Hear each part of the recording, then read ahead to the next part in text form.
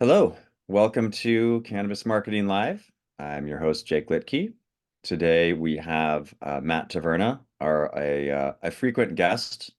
What is it when on the TV shows, like news, they have someone that's maybe we need to get you the robe from SNL, Contributor. Oh yeah. but Oh, maybe like like the an five-time host yeah, one of robe. those jackets.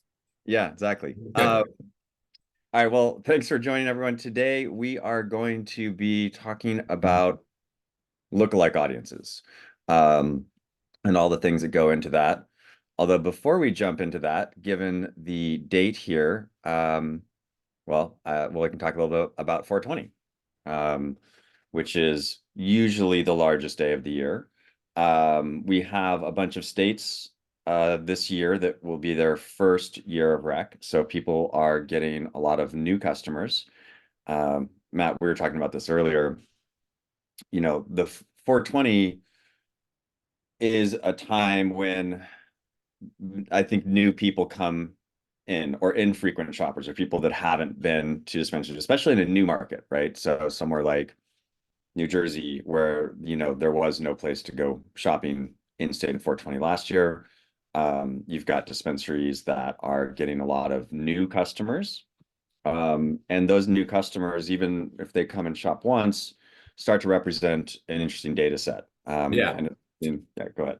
And I think it's also a time when stores and dispensaries are um, doing a lot of promotions. So hey, if you sign up for this list, you get a the kind of tongue-in-cheek joke is you get a lanyard. If you buy something, or even if you just go in the store, and usually there's some kind of, you need to give your email address or your phone number to get that lanyard or the free lighter or whatever. If you're lucky enough to get a little rolling tray or something even more useful. Hopefully the dispensaries are collecting that data and doing some data management when they get new customers and new people coming to their stores. So Yeah, I was just at the Benzinga conference, and I was just listening to, I think it was the guy from Flow Hub was talking about this, and how they're increasing the touch points of where you can get a consumer to give you their email address, right?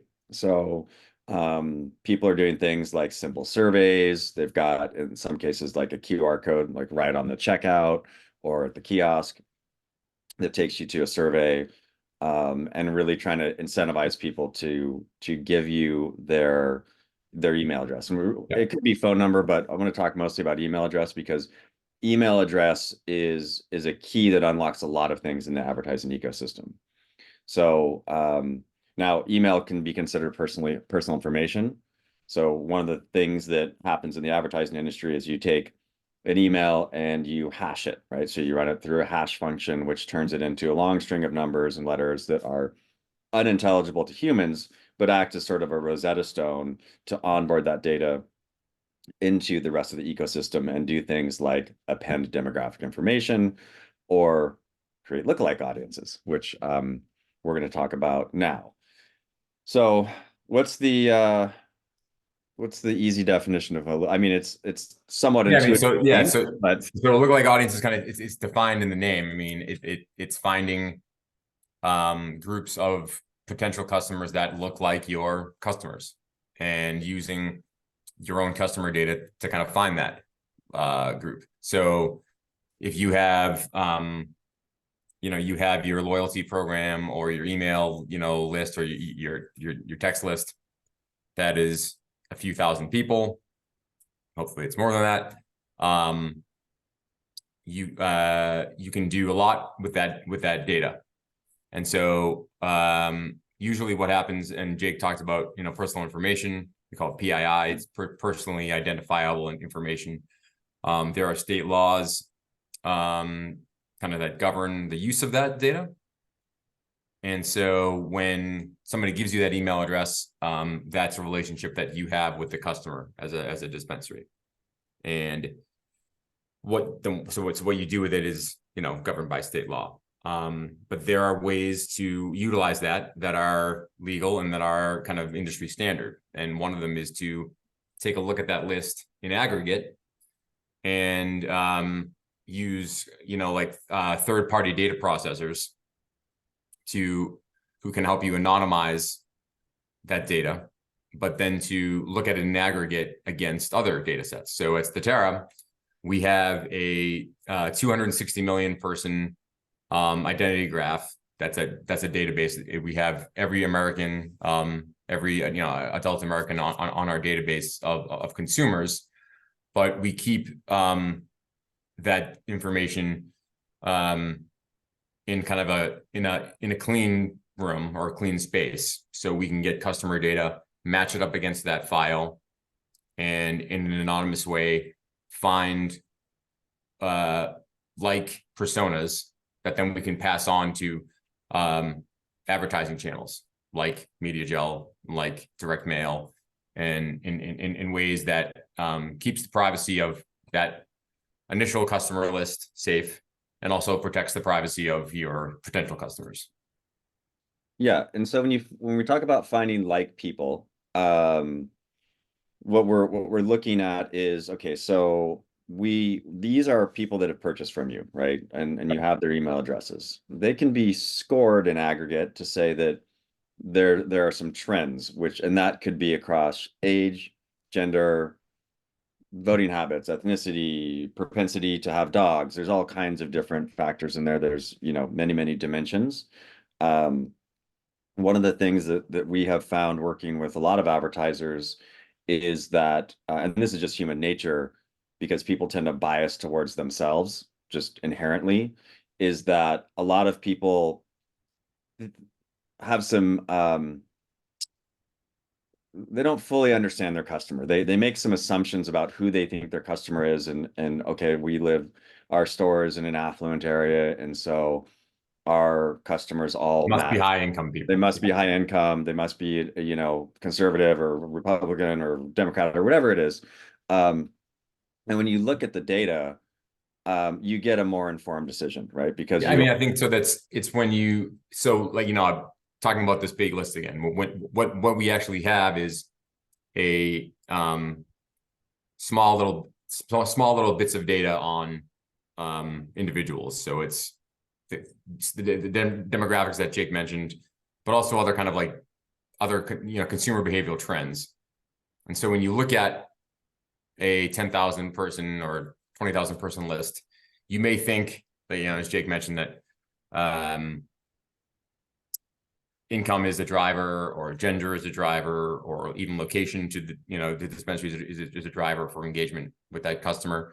And those things might be true, but when you look at we have all this information on individuals, and I put this string out. If you think of like an Excel spreadsheet, that's what I'm kind of doing.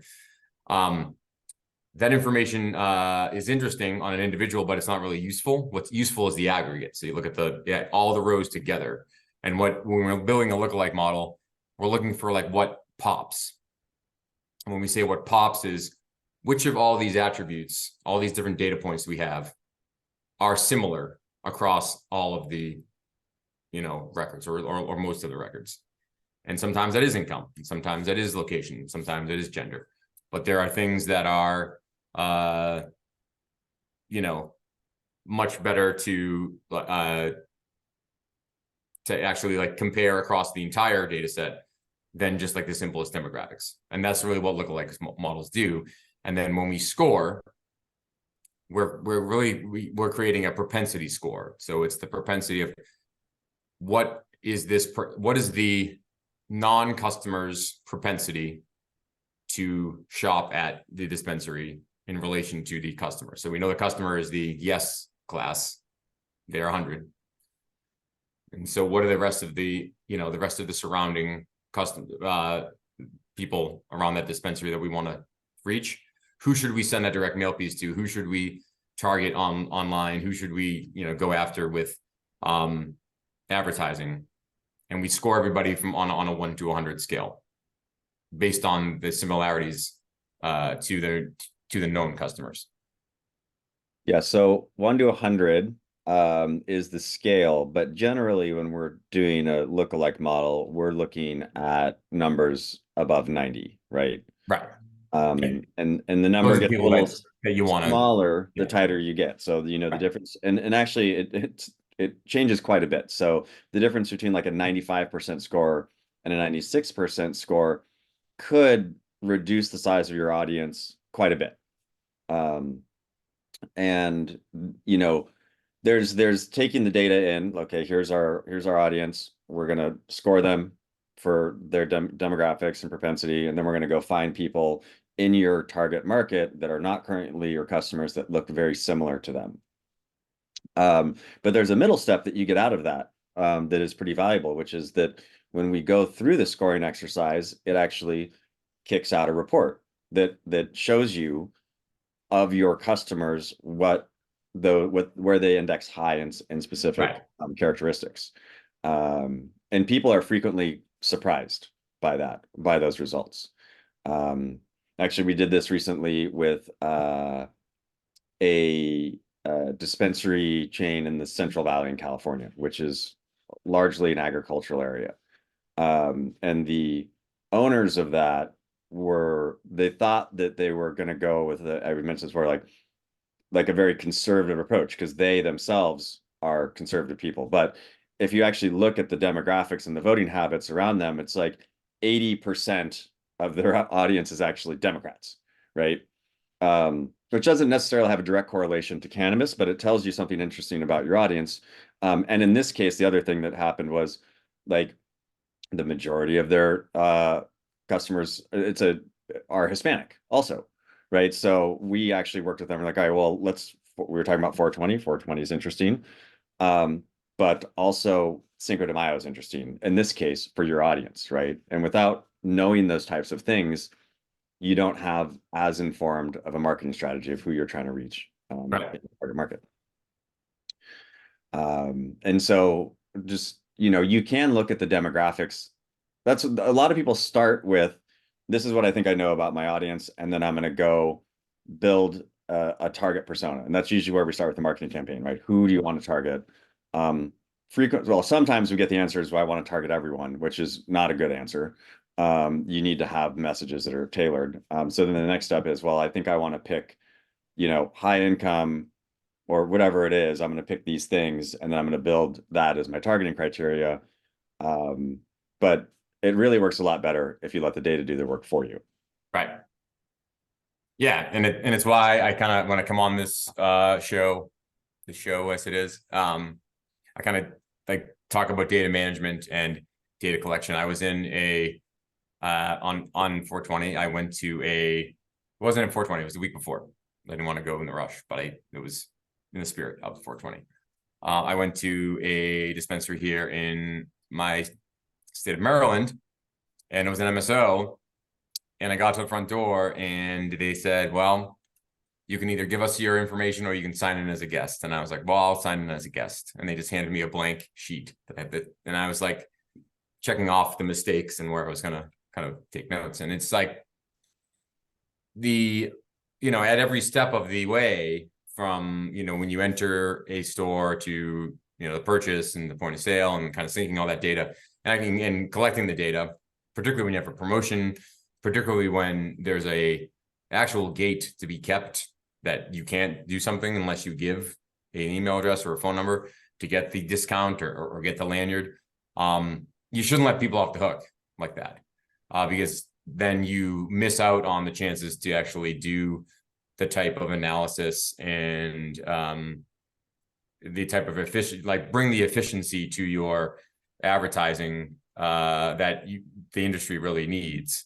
Because it's not only about, there's kind of two things. Obviously, you want to be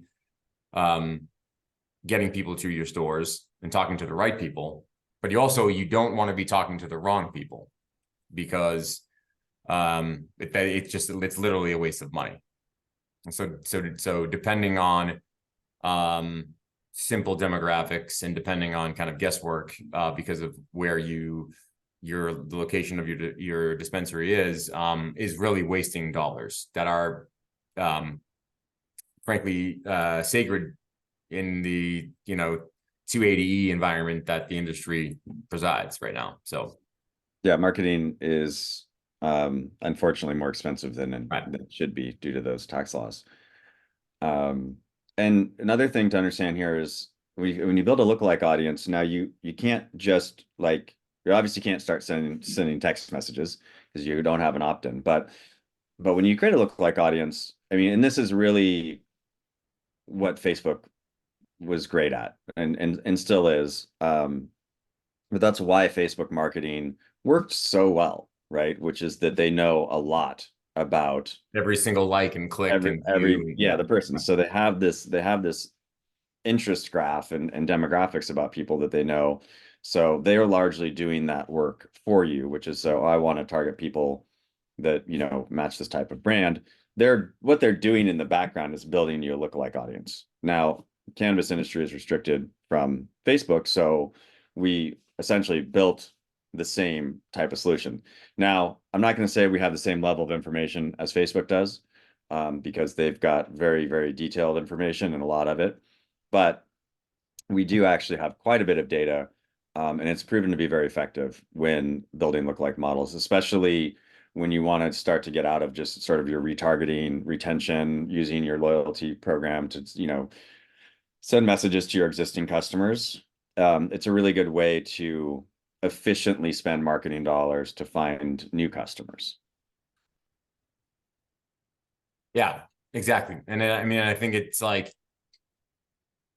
kind of success builds on success. And so if you have processes in your advertising that are dependent on data, then, that front door interaction, you can kind of breed the kind of environment where your employees like actually are wanting to actually don't like not letting somebody off the hook, taking somebody's name and address or email address to do that. And kind of just like trickles on down. Because, obviously lookalike modeling is interesting and important. That's why we're here to talk about. But the most important thing is to actually know your customers and to be able to talk to them. And if you have those chances to collect that data and are missing it, you're missing the chance for lookalike modeling, but you're also missing a chance to do another touch to that customer. So Yeah. What are some I'm going to put you on the spot here.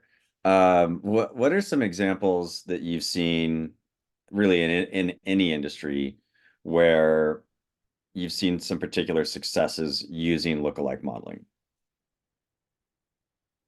Let's see. I think, yeah, I mean, I think when there are kind of like, I've done a lot of work in politics and a lot of work in advocacy, making something to be a big tent issue, kind of issues that perhaps maybe not now they're benign, but 10 years ago, 20 years ago, suddenly they were benign. Something like the American Heart Association or the American Lung Association. And there's success in like people who are year over year donors, who every Christmas, all holiday season, these people are donating to their charity of choice. Having a multi-year record of a donation or multi-year record of an action. In politics, we would call them ones and twos because we kind of rate everybody from 1 to 5 on certain propensities. And so looking at your ones and twos, like your people, and knowing their propensity to take an action, that those kind of lookalike models are the most important. I mean, are the most effective. So like in the parallel in cannabis would be, so somebody's a customer, that's like the great first step. But then if you know their wallet size, if you know what kind of products they like, if you know that they come in, I don't know if they're a weekly shopper or a monthly shopper, if they come in on holidays, if they come in on 420, that second piece of information is really where you can really get successful with a lookalike model. So it's not only are they a customer, that's great, and customer lookalike models are great, but then the second layer is really what brings the most success. That so in politics, like someone's taking an action. It's that second piece, and it's because it's based on the theory of the best indicator of a future behavior is past behavior. So that's true for your customer, and it's more true, and it's a better way to find lookalike customers. Yeah, some of the ways that's a good point is actually segmenting your customer base into categories like people that purchase gummies, people that purchase vape, people that purchase flowers, basket size is another one, as well as frequency. And then you can tailor your marketing messages around that. I mean, and there's some simple, obvious things, right? Like I mentioned, if you're going to break people into, edibles, vape, and flowers, three broad categories, you should create three segments. You should create lookalike models for each one of Yeah. those. Right. And then when you run your advertising, you want to use a creative that's tied to that, right? So, the product of picture in the creative itself should be an edible for people that are indexing similar to your frequent edible purchasers. Yep.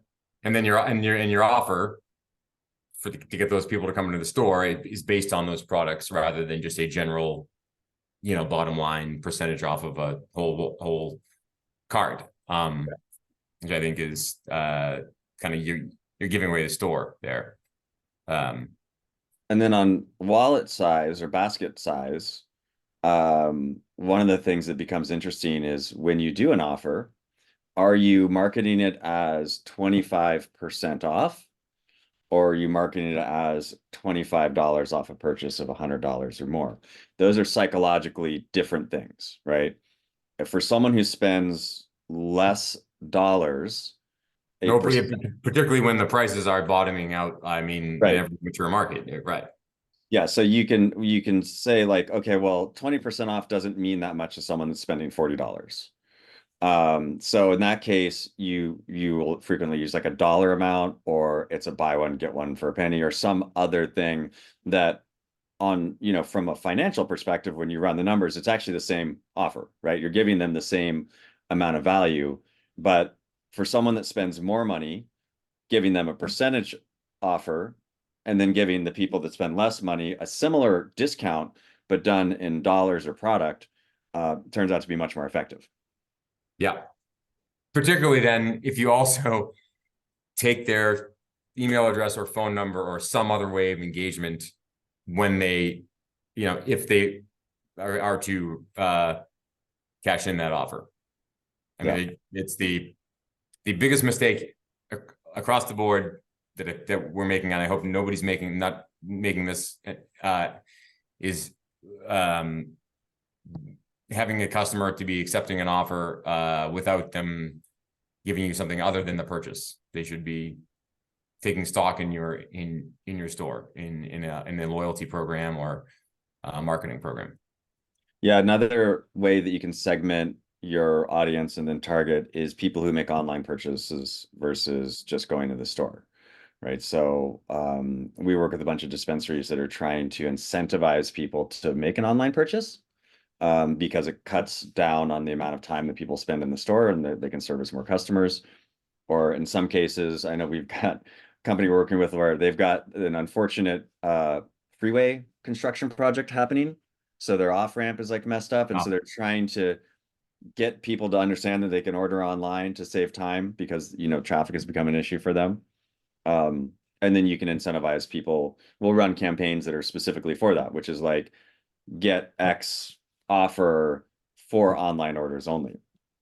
And then you can then take the offer group of people that are purchasing online, and you can again use lookalike modeling for people that are more likely to purchase online, and drive people through that funnel. For the people that are here on Zoom, because we're on a couple platforms, but I can only see the questions on Zoom. If you are in the Zoom thing, feel free to ask any questions if you like, and we'll try to answer them. I just want to throw that out there because we're probably going to. I think this was scheduled for an hour, but I don't think we need an hour to talk about lookalike modeling. I think we're probably only a few more minutes.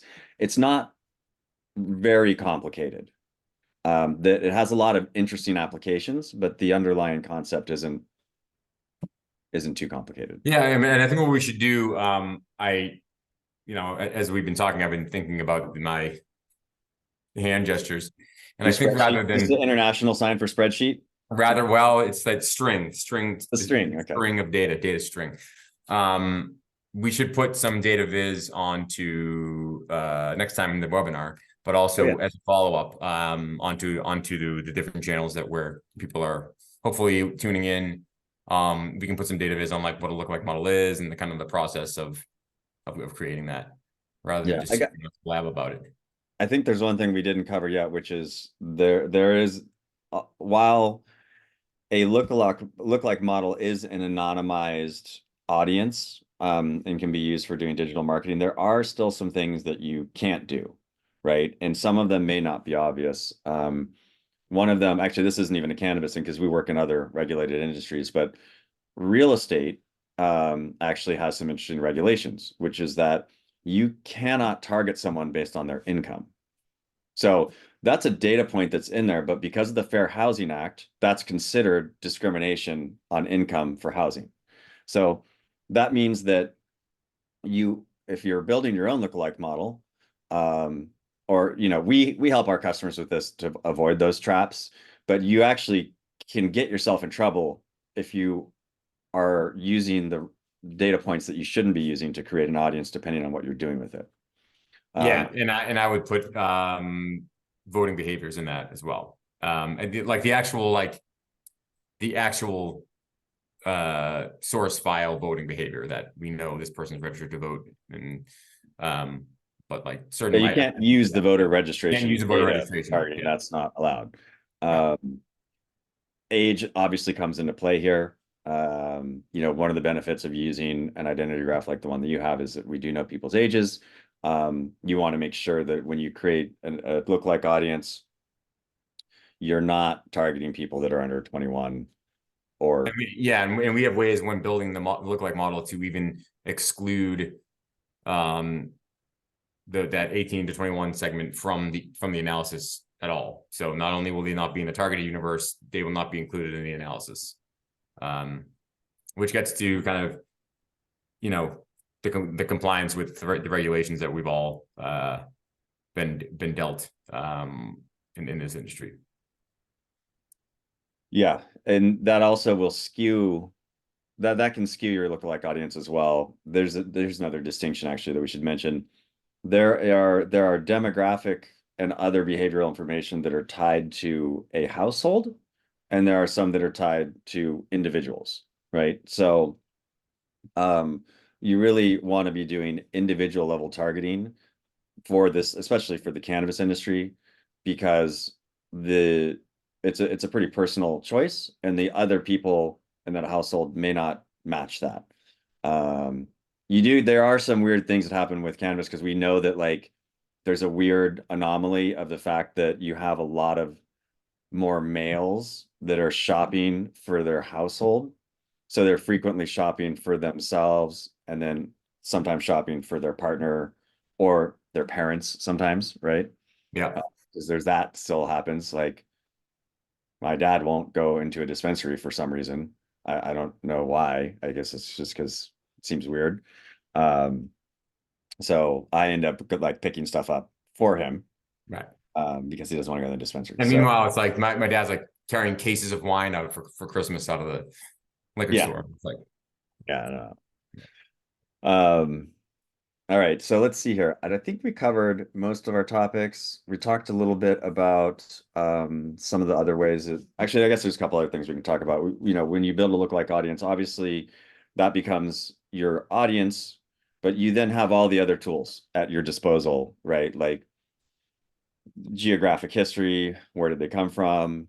And then when we're doing digital advertising on the display side, the other thing that we do is we have thousands of publishers that we can run ads on, right? So in any given market, there tends to be a set of publishers that are like the top 100 publishers or applications that people are using that seem to be more relevant for cannabis consumers in a given market.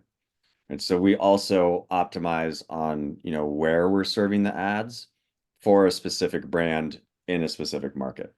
So the lookalike model that you make is really just the foundation for you to use, and then you want to use all the other targeting tools at your disposal on top of that. Right. Yeah, and so knowing the individuals and locate their contact information, it just makes it so much easier to do that.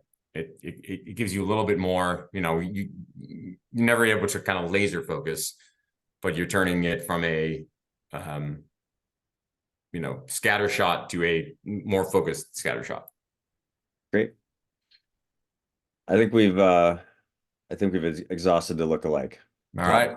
Well, So, look out for some data viz on LinkedIn, because I think it's we'll post some more charts and important. graphs and stuff. Yeah. Great.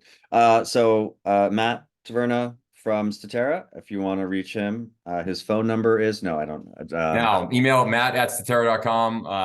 And we are coming out with a relaunch of one of our products, which kind of works with data management, that I'll be talking about on LinkedIn and other spots soon. Yeah, great. Well, thanks for tuning in, everyone. Jake Liedtke, your host, CEO at MediaJel. We do digital marketing for regulated brands and do a lot of work for the cannabis industry. Thanks for your time today, and reach out. I am Jake at MediaJel.com if you want to talk about lookalike audiences or any marketing topics in general. Thank you. Jake. Yeah, have a good one. Bye.